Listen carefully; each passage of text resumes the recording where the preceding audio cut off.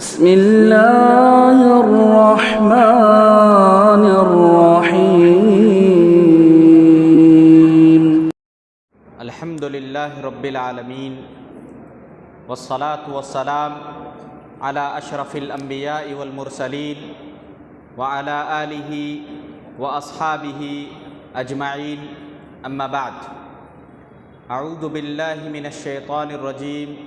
بسم الله الرحمن الرحیم. معزز حضرات و خواتین، آج الحمدللہ 18ویں پارے کی آیتیں تلاوت کی گئی، جس کی شروعات ہوتی ہے سورۃ المؤمنون سے. اللہ تعالیٰ نے اس کی شروعات کچھ اس طرح کی: قد افلح المؤمنون الذین هم فی صلاتهم خاشعون والذین هم عن اللغو معرضون. سورہ مومنون کی ابتدا میں اللہ تعالیٰ نے مومنوں کی صفات کا تذکرہ کیا. اللہ تعالیٰ نے کہا کہ وہ مومن کامیاب ہو گئے جنہوں نے اپنی نمازیں خشوع اور خضوع کے ساتھ ادا کی. خشوع اور خضوع یہ پہلی صفت ہے مومنین کی، کہ جو نمازیں ادا کرتے ہیں اور نمازوں میں وہ کسی دوسری سوچ میں مشغول نہیں رہتے ہیں. اسی لیے علماء نے کہا، مفسرین نے، کہ 2 رکعت وہ نماز جس میں دنیا کو بھلا کر انسان صرف اللہ کے لیے دنیا کے خیالات کو نکال کر 2 رکعت نماز پڑھے، وہ زیادہ بہتر ہے کہ ایک شخص بیزارگی کے ساتھ پوری رات نماز پڑھے. تو گویا کہ خشوع اور خضوع کے ساتھ نماز پڑھنا، یعنی اس وقت آپ کے ذہن میں کوئی اور خیال نہ آئے، اس کو کہتے ہیں خشوع. یعنی اللہ کے ڈر سے، اللہ کے لیے، اللہ کے کو ذہن میں رکھ کے نماز پڑھی جائے. دوسری صفت یہ بتائی گئی مومنوں کی جو کامیاب ہوں گے: عن اللغو معرضون. لغو باتوں سے، بیکار باتوں سے، جس کا دنیا اور آخرت میں کوئی فائدہ نہیں ہے، ایسی باتوں سے وہ لوگ دور رہتے ہیں. وَإِذَا مَرُّوا، دوسری جگہ اللہ تعالیٰ نے کہا وَإِذَا مَرُّوا بِاللَّغْوِ مَرُّوا كِرَامًا. جب وہ لغو باتوں سے، بیکار باتوں سے، لغو کہتے ہیں ایسی کوئی بات جس کا نہ دنیا کا کوئی فائدہ ہو اور نہ ہی آخرت میں اس کا کوئی فائدہ ہو، ایسی باتوں سے اگر وہ گزرتے ہیں تو خاموشی سے گزر جاتے ہیں، اس پر توجہ نہیں دیتے، وہاں رکتے نہیں. تو گویا کہ ایک مومن کی صفت یہ ہے کہ ایسے کاموں میں اپنے وقت کو ضائع نہ کرے جن کا کوئی دنیا یا آخرت میں فائدہ نہ ہو. تیسری صفت بتائی گئی کہ وہ لوگ زکوٰۃ ادا کرتے ہیں، یعنی بدن کو پاک رکھتے ہیں، اللہ کی عبادت کرتے ہیں، نمازیں ادا کرتے ہیں، اور اس کے بعد کیا کرتے ہیں؟ اپنے مال کو بھی پاک کرتے ہیں. وَهُمْ لِلزَّكَاةِ فَاعِلُونَ.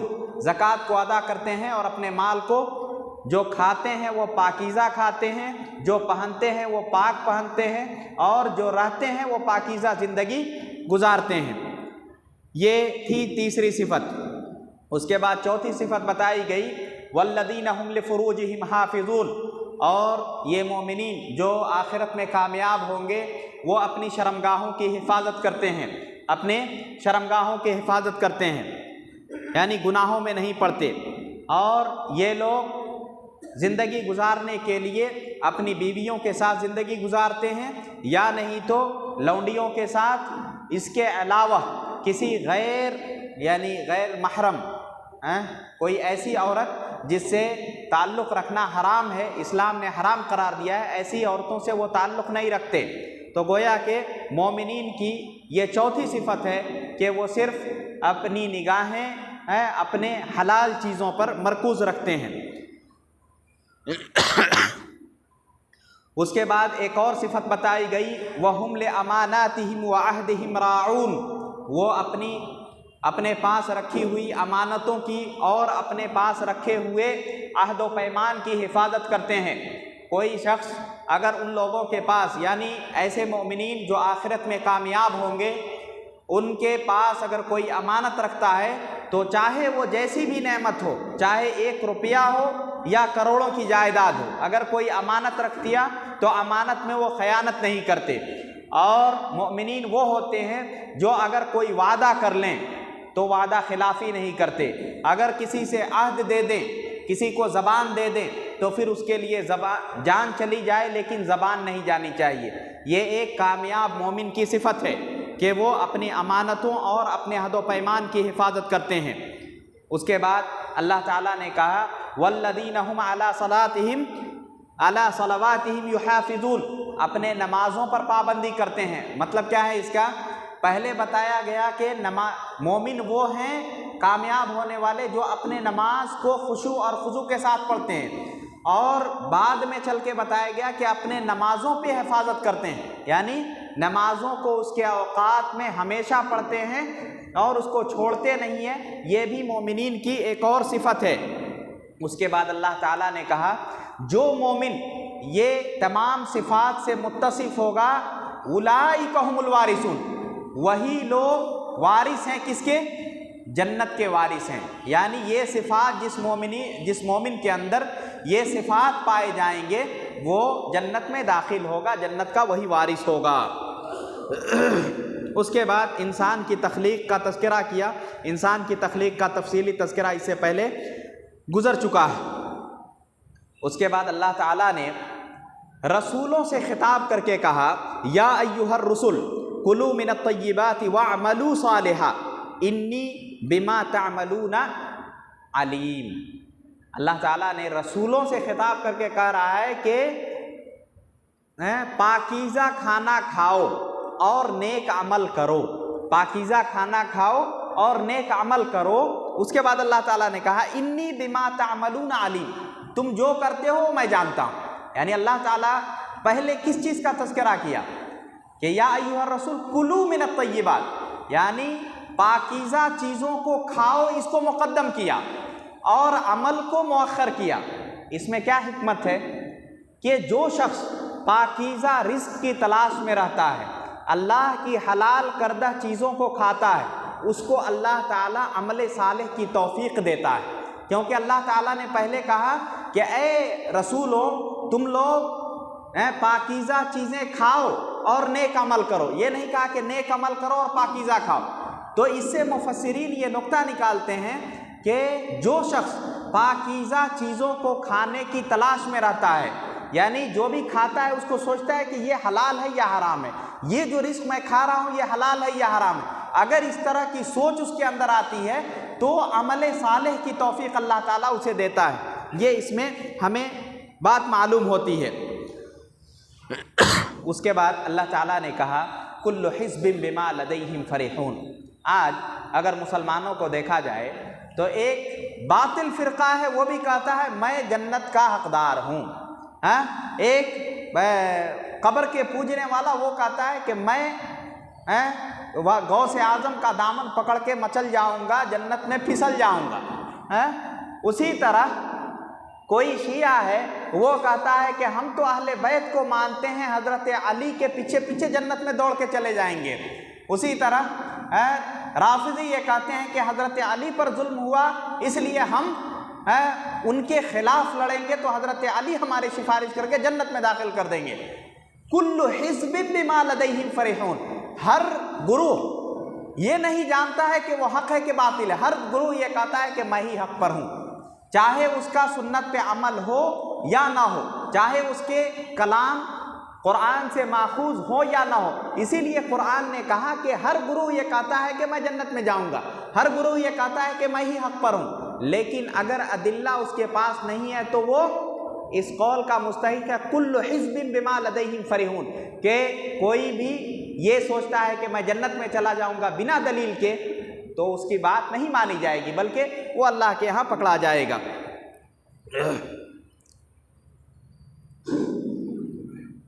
اس کے بعد اللہ تعالیٰ خرچ کرنے والوں کے بارے میں کہتا ہے کہ جو اللہ کے راستے میں خرچ کرتے ہیں، اللہ کے راستے میں خرچ کرنے کے بعد بھی ان کے دل جو ہے لرزتے رہتے ہیں، یعنی ڈرتے رہتے ہیں، اور یہ نیک لوگوں کی صفت ہے کہ وہ اللہ کے راستے میں خرچ بھی کرتے ہیں، اللہ کی بتائے ہوئے راستے پر بھی چلتے ہیں، اور پھر بھی ان کو ڈر لگا رہتا ہے، پھر بھی ان کو ڈر لگا رہتا ہے کہ پتہ نہیں میرے اعمال میں کہیں کچھ کمی تو نہیں رہ گئی، کہیں ریاکاری تو نہیں آ گئی، کہیں کچھ اور تو نہیں ہو گیا، اللہ تعالیٰ اس کو قبول کرے گا یا نہیں۔ یعنی انسان کو جو عمل صالح کرتے ہیں، دیکھو والذین یؤتون ما آتوا وقلوبہم وجلہ، ان کے دل ڈرتے رہتے ہیں کہ وہ اللہ کے سامنے جانے والے ہیں، اللہ کے سامنے کھڑے ہونے والے ہیں، پتہ نہیں وہ اللہ تعالیٰ کو قبول ہوا کہ نہیں، قبول کیا کہ نہیں۔ یعنی انسان عمل صالح کرنے کے بعد بھی ڈرتا رہتا ہے۔ جیسا کہ اس سے پہلے گزرا کہ حضرت ابراہیم اور حضرت اسماعیل وہ کیا کر رہے تھے؟ اللہ کا گھر بنا رہے تھے، خلوص کے ساتھ بنا رہے تھے، کسی کو دکھانے کی تمنا نہیں تھی، لیکن کیا کر رہے تھے؟ ربنا، کہ اے اللہ، اے ہمارے پروردگار، ہمارے اس عمل کو تو قبول کر۔ یعنی وہ کام بھی اللہ کا کر رہے ہیں، پھر دعا بھی کر رہے ہیں کہ اللہ تو اس کو قبول کر لے۔ تو جو لوگ نیک ہوتے ہیں، اللہ کے راستے میں خرچ کرتے ہیں، ان کے دل لرزتے رہتے ہیں کہ پتہ نہیں یہ قبول ہوا کہ نہیں۔ لیکن جو ہے بہت کم عمل جن کا ہوتا ہے، یعنی ہم جیسے معاصی، ہم جیسے گناہگار لوگ ہیں، وہ لوگ کیا سمجھتے ہیں؟ تھوڑی سی نیکی کرنے کے بعد وہ سوچنے لگتے ہیں ارے جنت تو ہماری میراث ہے، جنت میں تو ہم ایسے ہی چلے جائیں گے۔ یہ مومن کی صفت نہیں ہے۔ ایک مومن ڈرتا رہتا ہے، اللہ سے ڈرتا ہے کہ پتہ نہیں اس میں کہیں کچھ کمی تو نہیں رہ گئی۔ اس کے بعد اللہ تعالیٰ نے کہا کہ اگر اللہ تعالیٰ انسانوں کی خواہشات کے مطابق دنیا کو چلانا چاہے تو آسمان اور زمین سب فاسد ہو جائیں گے، سب برباد ہو جائیں گے، کیونکہ انسان کی فطرت جو ہے، انسان کی فطرت کے حساب سے اگر کائنات کا نظام چلانا چاہے اللہ تعالیٰ تو دنیا کا نظام نہیں چلے گا۔ اس لیے اللہ تعالیٰ نے کہا کہ وَلَوِ اتَّبَعَ الْحَقُّ أَهْوَاءَهُمْ لَفَسَدَتِ السَّمَاوَاتُ وَالْأَرْضُ وَمَنْ فِيهِنَّ، کہ اگر اللہ تعالیٰ انسانوں کی طبیعت کے مطابق اس سرزمین کو چلانا چاہے تو نہیں چل سکتی۔ اس کے بعد اللہ تعالیٰ نے کہا کہ زمین میں اللہ نے تمہیں پیدا کیا، پھیلایا، اور اسی کی طرف تمہیں لوٹنا ہے۔ گویا کہ ایک کسان اپنے زمین میں کھیتی بوتا ہے اور دانے ڈال دیتا ہے، پھر اس کے بعد جب وہ کھیتی پک جاتی ہے تو کیا کرتا ہے کسان؟ اس کو کاٹ کے پھر اپنے گھر لے کے چلا آتا ہے۔ تو اللہ تعالیٰ کیا کرے گا؟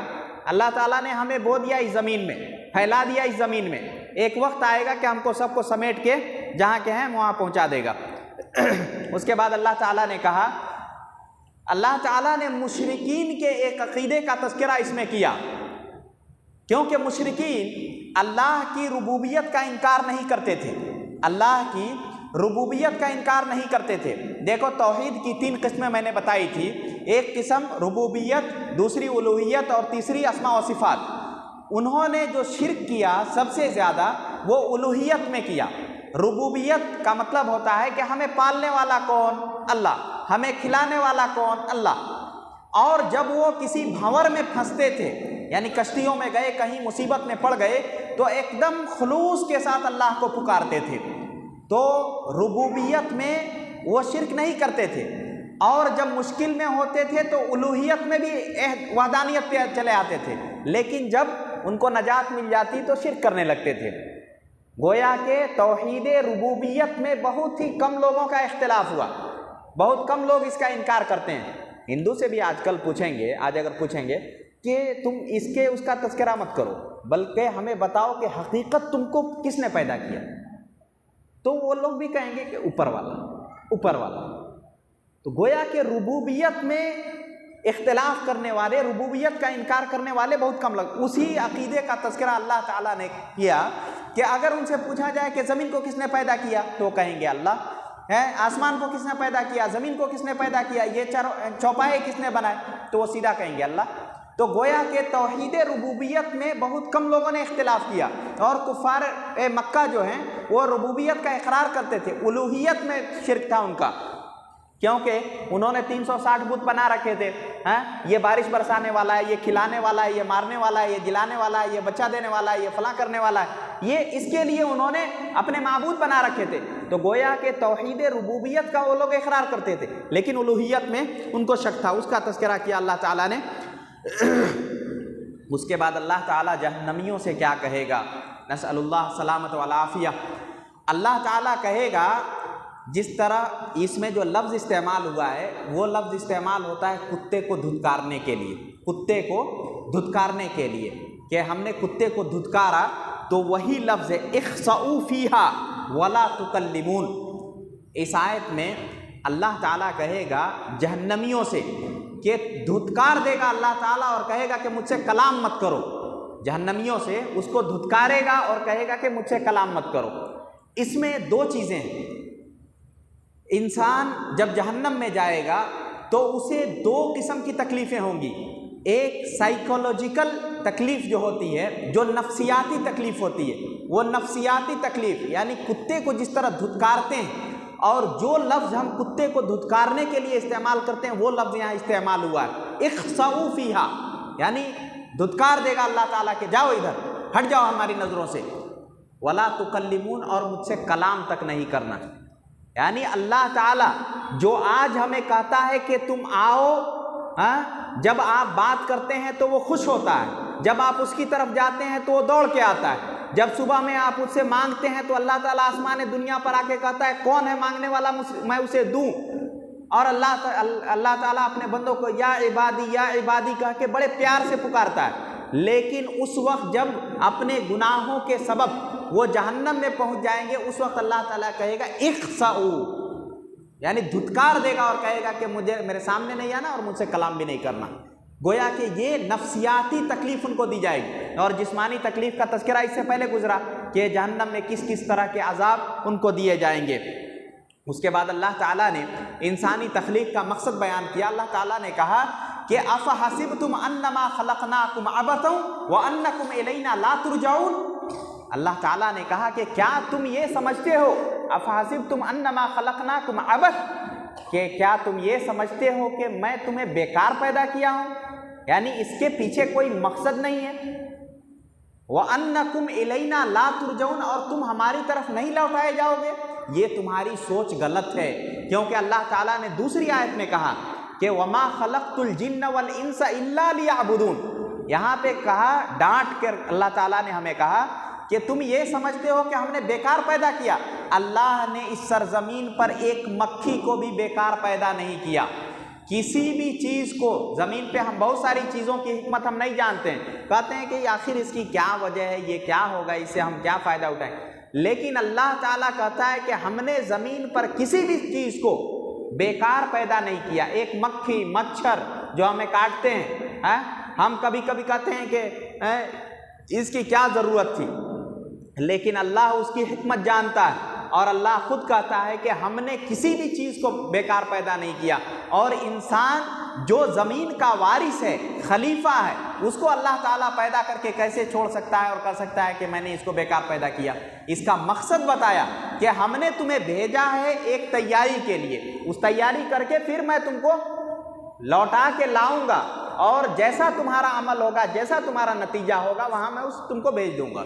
تو اللہ تعالیٰ نے کہا کہ میں نے تمہیں بیکار نہیں پیدا کیا۔ اس کے بعد سورہ نور شروع ہوتی ہے، سورۃ النور، اس میں اتنے مسائل ہیں۔ حضرت مجاہد یہ کہتے ہیں کہ اس سورت کو اپنی عورتوں کو سکھاؤ، اور سورہ مائدہ اپنے مردوں کو سکھاؤ۔ یہ سورت جو ہے، یہ سورت مسائل ایسے ہیں جس میں اللہ تعالیٰ سورت شروع ہوتے ہی اللہ نے کہا ہم نے اس سورت کو نازل کیا۔ حالانکہ تمام سورت 114 سورتوں کو اللہ ہی نے نازل کیا، لیکن اس سورت کو خاص یہ کہا سورۃ انزلناها وفرضناها، کہ ہم نے اس سورت کو نازل کیا اور ہم نے اس کے احکامات کو فرض کیے تم پر۔ اس میں تقریباً 26 آیتوں تک ان خرابیوں کا تذکرہ ہے، ان علاج کا تذکرہ ہے، جس میں جب معاشرے میں برائیاں پھیل جائیں تو ان کا علاج ہم کیسے کریں۔ تقریباً 26 آیتوں تک اس کا علاج بتایا گیا، اور 26 آیتوں کے بعد ان باتوں کا تذکرہ کیا، ان کے کرنے کے بعد معاشرے میں برائی ہی نہیں پیدا ہوگی۔ یہ صورت بڑی اہم ہے۔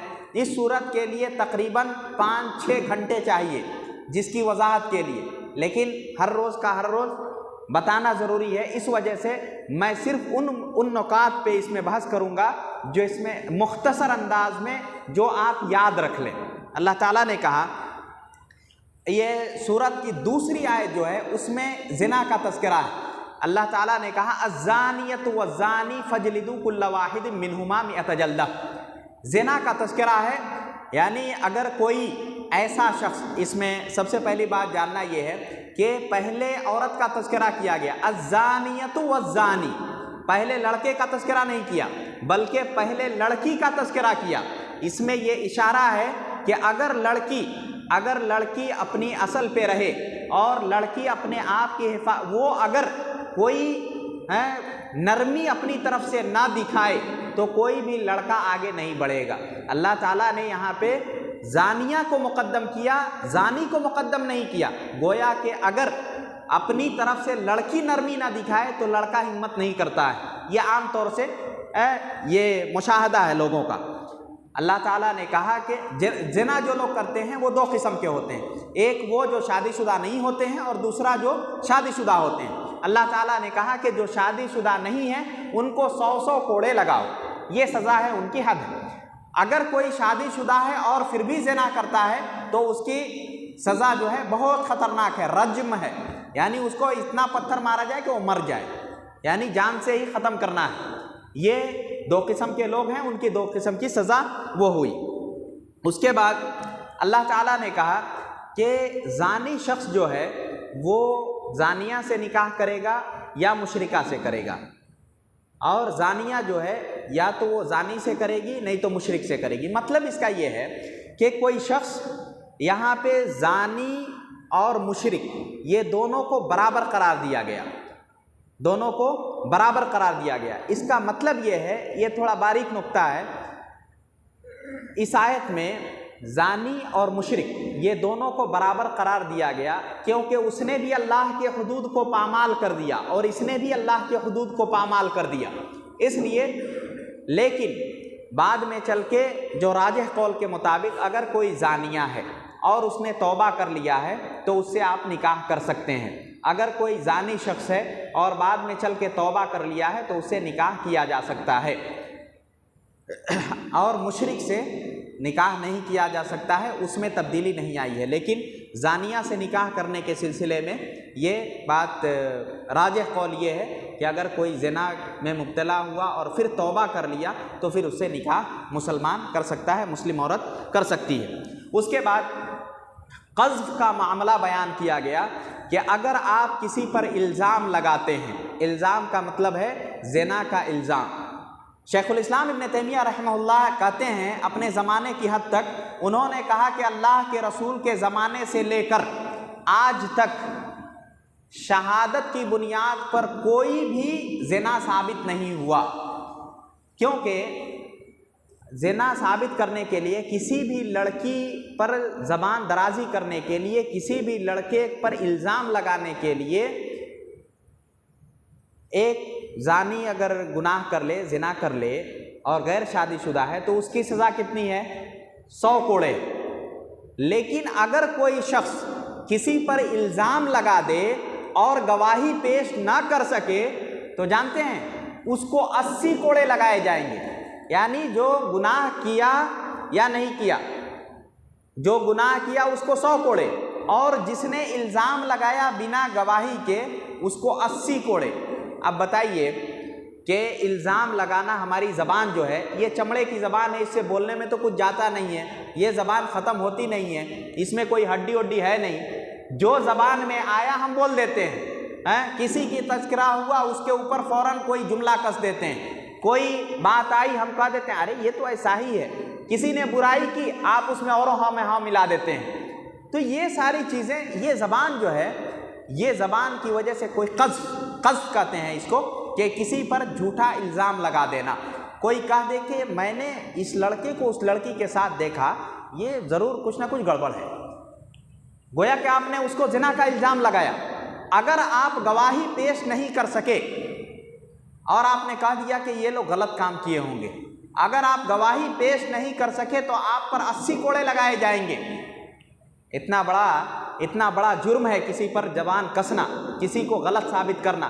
اور زنا ثابت ہونے کے لیے، زنا ثابت کرنے کے لیے 4 گواہ ہوں، 4 گواہوں کے ساتھ انہوں نے اس حالت میں دیکھا ہو جس حالت میں وہ گناہ کر رہے ہوں اور پوری وضاحت کے ساتھ دیکھی ہو، تب جا کے اس کی گواہی مانی جائے گی۔ اسی لیے شیخ الاسلام ابن تیمیہ رحمہ اللہ نے کہا کہ آج تک شہادت کے ساتھ یعنی گواہی کے ساتھ کوئی زنا ثابت نہیں ہوا۔ زنا ثابت ہوا ہے، لیکن اگر کسی عورت نے خود آ کے اعتراف کیا کہ میں نے زنا کیا ہے، اس طرح کا زنا ثابت ہوا اسلام میں، اس کے علاوہ غیر شادی شدہ ہے اور اس کو حمل ظاہر ہو گیا تو ایسا زنا ثابت ہوا ہے، لیکن گواہی سے کوئی بھی زنا ثابت نہیں ہوا شیخ الاسلام ابن تیمیہ رحمہ اللہ کے زمانے تک۔ تو گویا کہ کسی پر بھی الزام لگانا، کسی بھی عورت پر یا کسی بھی مرد پر الزام لگاتے ہیں کہ اس نے زنا کیا ہے اور آپ کے پاس گواہی نہیں ہے تو آپ کو 80 کوڑے لگیں گے۔ اس کے بعد کوئی شوہر اپنی بیوی کو دیکھ لے کہ وہ زنا کر رہی ہے، اب اس کی غیرت یہ گوارا نہیں کرے گا کہ کسی کو لا کر وہ گواہ بنائے، ٹھیک ہے، کسی کو گوارا نہیں کرے گا کہ وہ لا کے کسی اور کو دکھائے۔ تو اس وقت اللہ نے ایک راستہ نکالا لعان کا، اس کو کہتے ہیں لعان یعنی وہ یہ کہے گا وہ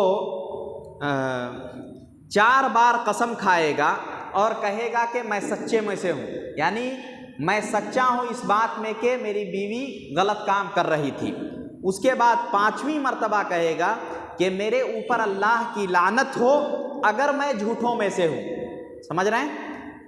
یعنی ایک شخص جو اپنی بیوی پر کو غلط کرتے ہوئے دیکھے اور کوئی نہ مانے تو وہ کیا کرے گا؟ 4 مرتبہ قسم کھا کر کہے گا کہ وہ اپنے قول میں سچا ہے، اور 5ویں مرتبہ کہے گا کہ اللہ کی لعنت مجھ پر ہو اگر میں جھوٹا ہوں، یہ کہے گا۔ اس کے بعد عورت کہے گی، کیا کہے گی عورت اس عذاب کو یعنی سزا کو دور کر سکتی ہے، کیا کہے گی کہ وہ 4 بار قسم کھا کر کہے گی کہ اس کا شوہر جھوٹا ہے، اور 5ویں بار کہے گی کہ اللہ کا غضب اس عورت پر ہو اگر وہ سچا ہے، یعنی شوہر اگر سچا ہے۔ یہ لعان کا طریقہ ہے۔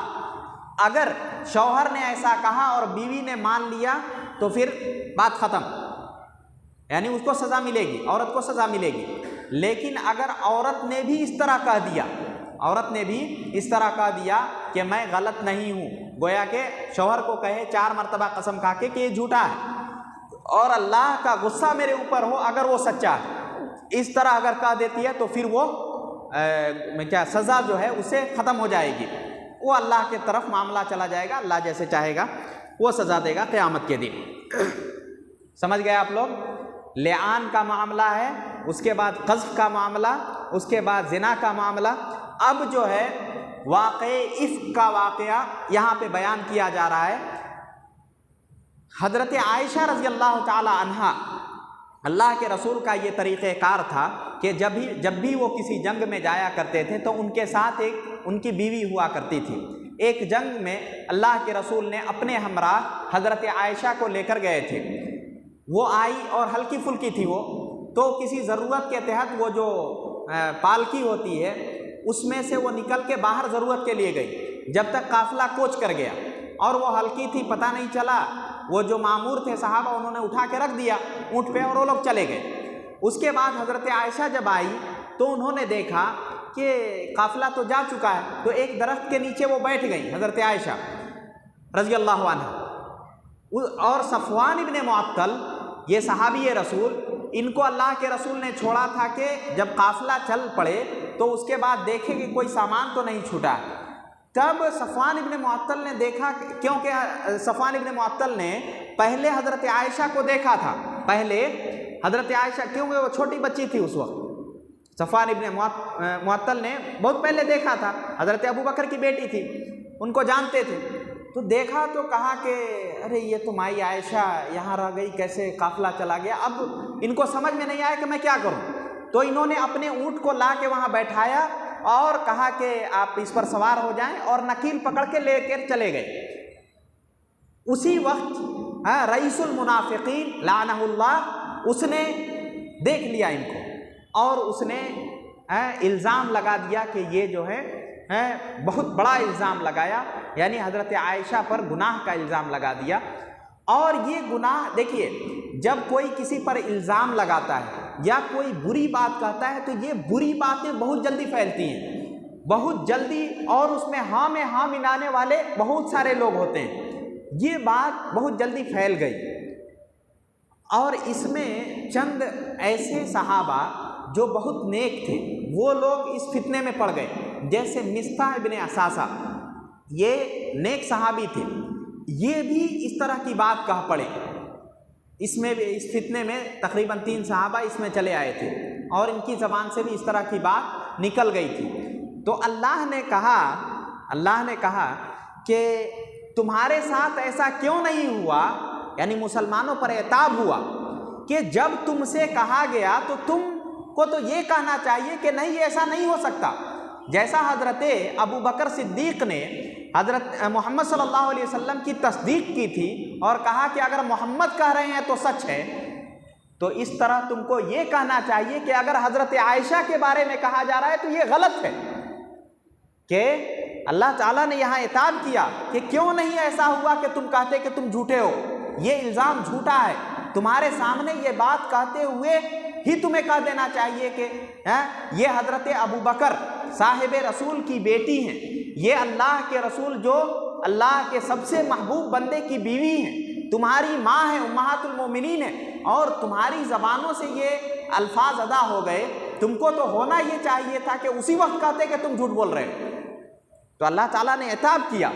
مصطح ابن اثاثہ، ان پر، یہ غریب صحابی تھے، ان پر حضرت ابو بکر خرچ کیا کرتے تھے۔ دیکھیے، اس گھر کو آگ لگ گئی گھر کے چراغ سے، اس گھر کو آگ لگ گئی گھر کے چراغ سے، یعنی اس فتنے میں وہ بھی پڑ گئے جن پر حضرت ابو بکر خود خرچ کرتے تھے، یعنی ان کے اخراجات وہ اٹھاتے تھے حضرت ابو بکر، اور ان کی بیٹی پر جب الزام لگایا گیا تو حضرت مصطح کو یہ کہنا چاہیے تھا کہ نہیں، یہ تو بالکل جھوٹ ہے، کیونکہ انہوں نے بھی، ظاہر سی بات ہے، وہ امہات المومنین میں سے تھی اور اللہ کے رسول کی بہت نیک بیوی تھی۔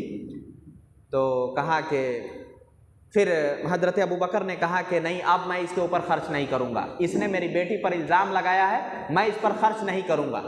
لیکن اللہ کی رحمت دیکھیے، اللہ تعالیٰ نے کہا کہ اے ابو بکر، کیا تم یہ نہیں چاہتے کہ اللہ تمہیں معاف کرے؟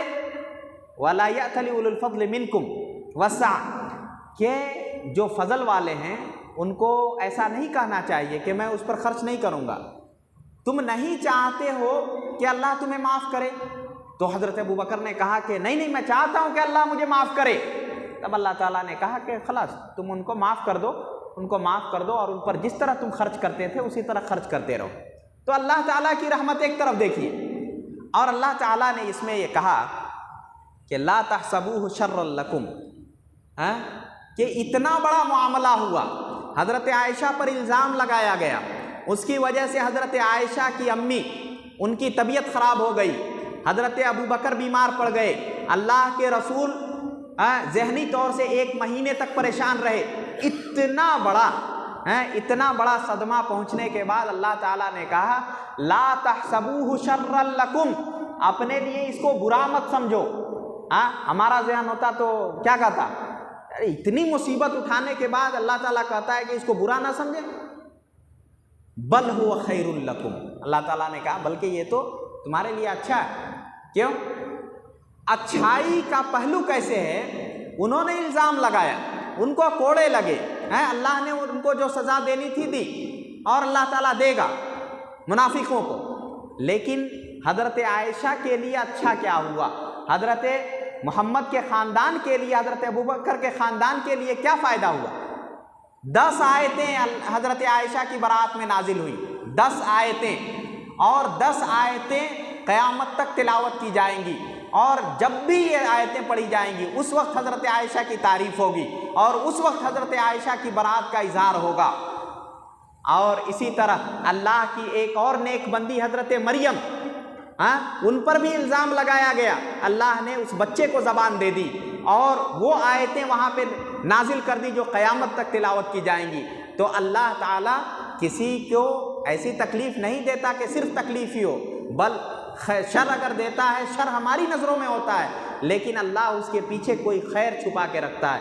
ये बज़ाहिर हम उनको नज़र आया, हम ये जानते हैं कि बहुत तकलीफ़ हुई, लेकिन उससे बढ़ के जो खुशी हुई उसको अल्लाह ताला ने कहा बल्कि ये तो उनके लिए बेहतर चीज़ है। उसके बाद अल्लाह ताला ने उसका तज़किरा किया, रईसुल मुनाफ़िक़ीन का, अब्दुल्लाह इब्न उबई, उसका कि गुनाह का सबसे बड़ा हिस्सा उसका हक़दार कौन हुआ? वो रईसुल मुनाफ़िक़ीन हुआ, क्योंकि जो भी अज़ाब, जितना गुनाह हुआ सबको, वो सब का गुनाह उसको बराबर पहुँचेगा। ये रईसुल मुनाफ़िक़ीन को, अब्दुल्लाह इब्न उबई को, तो वल्लज़ी तवल्ला किब्रहु मिनहुम लहु अज़ाबुन अज़ीम, कि वो रईसुल मुनाफ़िक़ीन जिसने ऐसी बात कही थी वो सबसे ज़्यादा गुनाह का हक़दार हुआ। उसके बाद अल्लाह ताला ने कहा कि इन्नल लज़ीना युहिब्बूना अन तशिअल फ़ाहिशतु फ़िल लज़ीना आमनू लहुम अज़ाबुन अलीम फ़िद दुनिया वल आखिरह, यानी जो लोग ये चाहते हैं कि मुआशरे में बुराई फैल जाए, ये कौन लोग हैं? मोमिनीन में से भी आजकल आप देखेंगे कि बहुत सारे लोग अपने घर में डीजे, डेग और क्या क्या की रखते हैं, गुनाह के मौसीकी वगैरह बजाते रहते हैं, और फिर ऐसे कपड़ों में अपने बच्चों को, अपने यानी परवान चढ़ाते हैं अपने घराने को, कि दूसरे लोग देख के उस तरह की नक्काली करना चाहते हैं। आप अपने घर में कुछ भी पहनाइए, उससे कोई हर्ज नहीं है, आपकी बीवी है, आपकी माँ है, बहन है, घर के अंदर उसके लिए जो जायज़ है उतना उसके लिए कोई मसला नहीं, लेकिन उन कपड़ों में या उन हालतों में आप बाहर निकालते हैं जिन हालतों को देखकर दूसरे लोग बिगड़ते हैं, या आप गाने सुनते हैं डेक लगा के, दूसरे भी उससे नक्शे कदम पर चलते हैं, उनको कहते हैं ये लोग मुआशरे में बुराई फैलाना चाहते हैं। इन्नल लज़ीना युहिब्बूना अन तशिअल फ़ाहिशा, कि ये लोग मुआशरे में बुराई को फ़रोग़ देना चाहते हैं, उनके लिए अल्लाह ताला ने कहा कि अज़ाब अज़ीम है। उसके बाद अल्लाह ताला ने कहा कि ये तो तुम्हारे हाथ है, तुम्हारी ज़बान है, तुम्हारी आँखें हैं, तुम्हारे कान हैं, तुम्हारे पैर हैं, ये तुम्हारे जिस्म है, तुम्हारे ऑर्डर पे चलते हैं, ये तुम्हारे हुक्म से चलते हैं। तुम चाहते हो देखना तो बुराई देखते हो, तुम बुरा को पकड़ना चाहते हो पकड़ लेते हो, लेकिन एक वक्त ऐसा आएगा कि ये हाथ, ये पाँव, ये आँखें, ये कान, ये नाक, ये सारी चीज़ें तुम्हारे मुखालिफ हो जाएंगे, क्योंकि अल्लाह ताला उस वक्त कहेगा क़यामत के दिन कि तुम बोलो, आज हमारे मामूर हैं, ये हमारा हाथ हम जो कहते हैं वो करता है, लेकिन क़यामत के दिन यह हमारे ताबे नहीं होगा, ये हमारे खिलाफ ही गवाही देगा। इसीलिए दूसरी जगह अल्लाह ताला ने कहा कि इंसान उस वक्त कहेगा कि इस हाथ को क्या हो गया है, इस पैर को क्या हो गया है, हमारे खिलाफ ही गवाही दे रहा है। तो अल्लाह ताला अंतक़ल्लाहु अल्लज़ी अंतक़ कुल्ल शै, कि अल्लाह ताला उस वक्त ज़बान दे देगा इन हाथों को और इन पैरों को, अल्लाह ताला ज़बान दे देगा। आज उसके पास ज़बान नहीं है, नहीं बोलता है, लेकिन क़यामत के दिन अल्लाह ताला ज़बान देगा और वो हमारे ख़िलाफ़ ही गवाही देंगे। उसके बाद अल्लाह ताला ने कहा कि बुरे लोग बुरी औरतों के लिए हैं, बुरी औरतें बुरे लोगों के लिए। आप देखेंगे कि जो लोग फुज्जार होते हैं वो फाजिरात को ही पसंद करेंगे, जो लोग नेक होते हैं वो नेक औरतों को पसंद करेंगे, नेक औरतें नेक मर्दों को पसंद करती हैं ना। आज जो लोग पसंद करते हैं, आज औरतें, आजकल की औरतें जो जिसको हम कहते हैं लिबरल, जिसको मॉडर्न हम कहते हैं, ये मॉडर्न लोग क्या करते हैं, वो सब फुज्जार फाजिरात जो हैं एक दूसरे को पसंद करते हैं, लेकिन एक मोमिन जो है, एक नेक इंसान तय्यब को ही पसंद करेगा, पाक को पसंद करेगा, नेक औरत नेक मर्द को पसंद करेगी, नेक औरत जो है वो नेक मर्द को पसंद करेगा।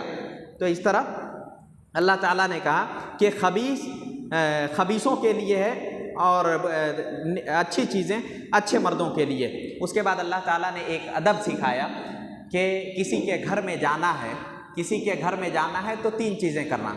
एक पहली चीज़ उससे सलाम करना, घर पे आवाज़ देना, सलाम करना, इजाज़त लेना, और अगर उस घर वाले कहें कि लौट जाओ तो लौट जाना, ये अदब।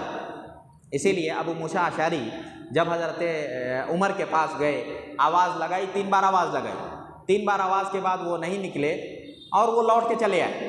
तो हज़रत अबू बकर बुला के पूछे तो कहा कि अल्लाह के रसूल की हदीस है कि 3 बार में कोई जवाब ना दे तो लौट जाना चाहिए, इसलिए मैं लौट गया। तो कहा कि ये हदीस मुझे नहीं मालूम है, इस पर गवाह लाओ, नहीं तो कोड़े लगाऊंगा। तो दूसरे साहबा जानते थे, गवाही दी।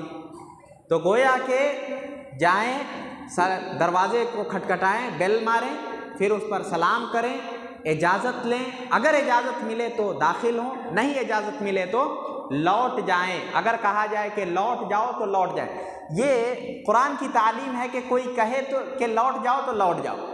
आज आप किसी के घर गए ना और उससे इजाज़त मांगी, उसने कह दिया कि जाइए बाद में आइएगा, उस वक्त इंसान की दुश्मनी वहीं से शुरू हो जाएगी कि मैं उसके दरवाजे पे गया, वो अपने घर में नहीं बुलाया, उसने हमको कह दिया चले जाओ।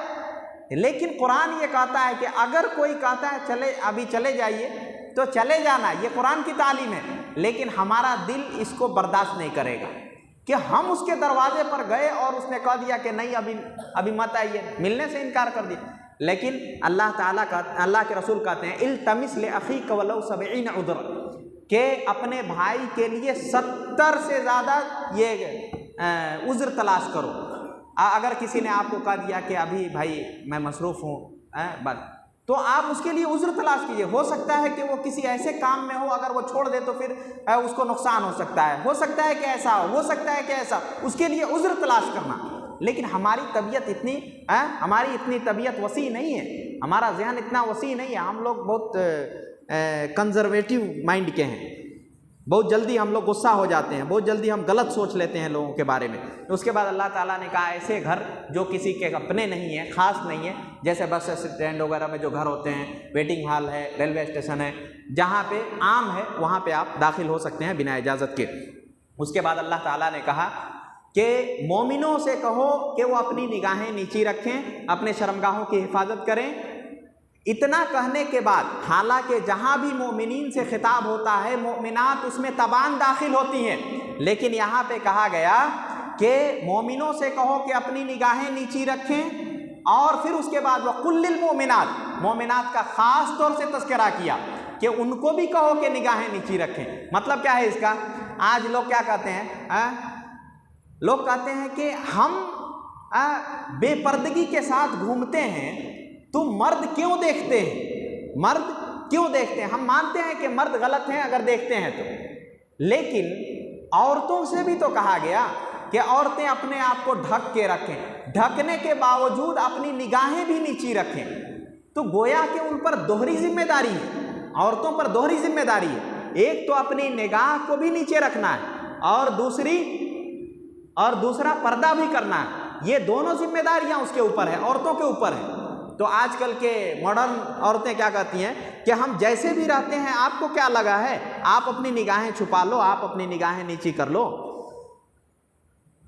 अल्लाह ताला ने कहा कि वला युबदीन ज़ीनतहुन्ना, अपनी जीनत कोई जाहिर ना करे, इल्ला मा ज़हरा मिन्हा। इल्ला मा ज़हरा मिन्हा का मतलब होता है कि इल्ला मा ज़हरा मिन्हा, जैसे आप कोई औरत कोई सामान खरीदने गई और पैसा देने के लिए हाथ निकाली तो हाथ इतना बाहर हो गया, यानी ये कलाई बाहर, कफ जिसको कहते हैं, ये बाहर हो गया।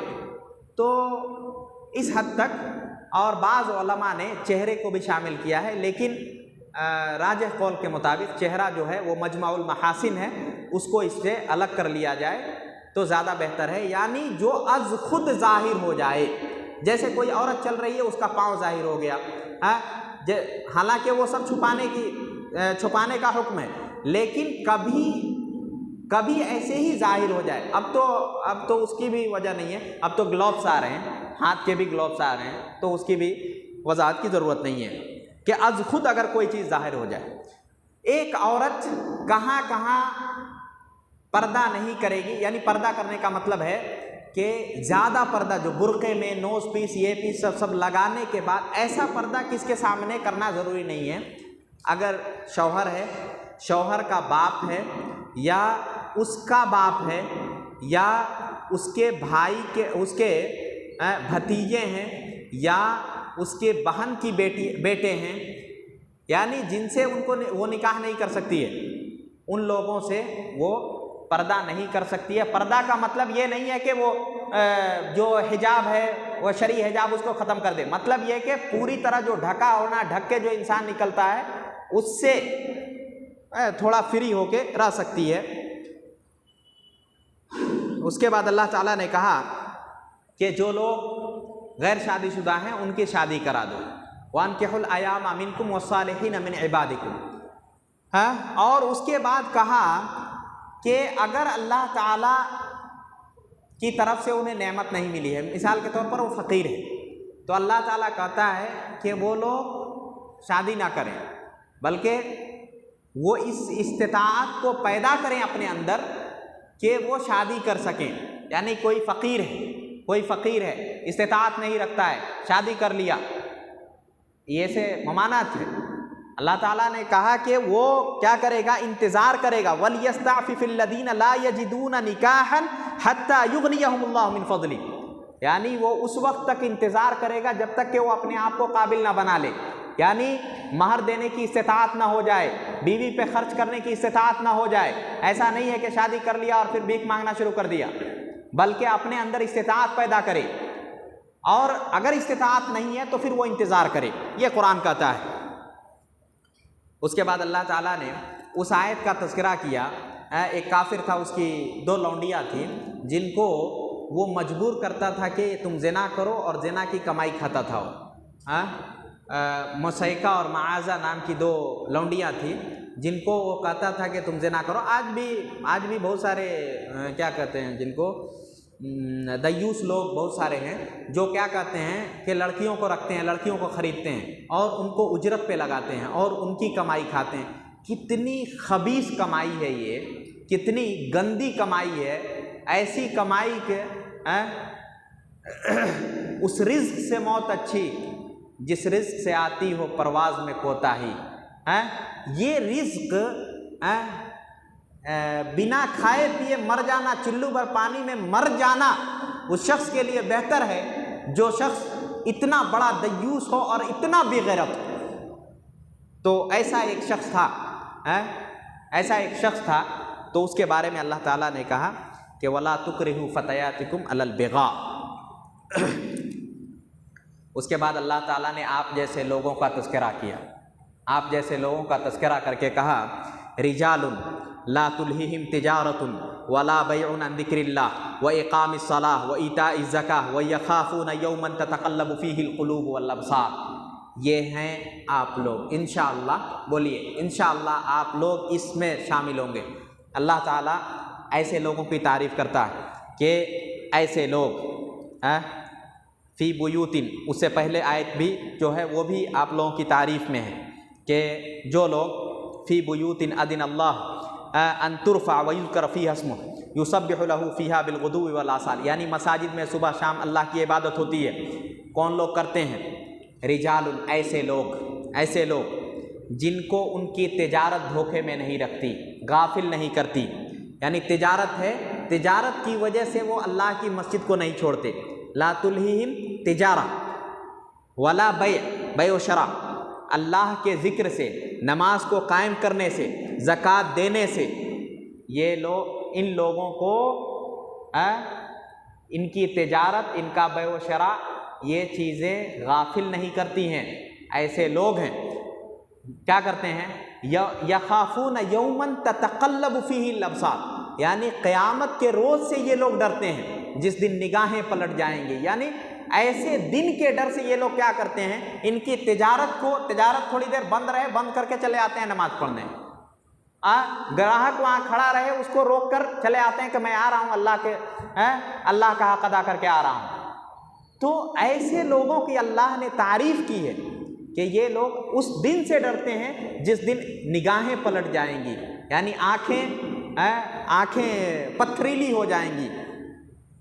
اس کے بعد اللہ تعالیٰ نے کفار کا تذکرہ کیا، کہا کہ ان کے اعمال سراب کی طرح ہیں۔ سراب کا مطلب ہوتا ہے کہ دور سے نظر آئے پانی، وہاں جائیں تو نظر آئے کہ یہ تو ریت ہے۔ تو ایسے اعمال کا آخرت میں کوئی فائدہ نہیں ہوتا ہے۔ اللہ تعالیٰ نے کہا کہ 3 وقت اگر کسی کے کمرے میں داخل ہو رہے ہو تو اجازت لو، جیسے فجر سے پہلے، عشاء کے بعد اور ظہر کے بعد اگر کسی کے روم میں داخل ہو رہے ہو، یعنی اپنے گھر میں ہی، اپنے گھر میں بھی کسی کے روم میں جا رہے ہیں تو یہ 3 اوقات میں آپ اجازت لے کر جائیں گے۔ اس کے بعد اللہ تعالیٰ نے کہا کہ لا تجعلوا دعاء الرسول کدعاء بعضکم بعضا، یعنی تم جو ایک دوسرے کو پکارتے ہو، جیسے میں اپنے دوست کو پکارتا ہوں، اے محمد، اے عبداللہ، اس طرح ادھر آؤ، اس طرح جو پکارتے ہو ایسے تم رسول کو مت پکارو، بلکہ رسول کو باعزت انداز میں پکارو۔ یہ ایک مفہوم ہے۔ دوسرا مفہوم اس کا یہ ہے کہ آپ اللہ کے رسول کی بددعا کو دوسروں کی بددعا کی طرح نہ سمجھو، یعنی میں اگر کسی پر بددعا کر دوں اس میں، اور اللہ کے رسول کسی پر بددعا کر دیں، اس میں زمین آسمان کا فرق ہے۔ یہ 2 مفہوم ہے، لا تجعلوا دعاء الرسول، کہ اللہ کے رسول کی بددعا کو دوسرے کی بددعا کی طرح نہ سمجھو، اور دوسرا مفہوم یہ ہے کہ اللہ کے رسول کو ویسے نہ بلاؤ جیسے تم ایک دوسرے کو بلاتے ہو۔ آخر میں اللہ تعالیٰ سے دعا ہے کہ اللہ تعالیٰ ہمیں نیک بنائے اور اللہ کے بتائے ہوئے قوانین پر عمل پیرا بنائے۔ آمین۔ وآخر دعوانا ان الحمد للہ رب العالمین۔ السلام علیکم ورحمۃ اللہ وبرکاتہ۔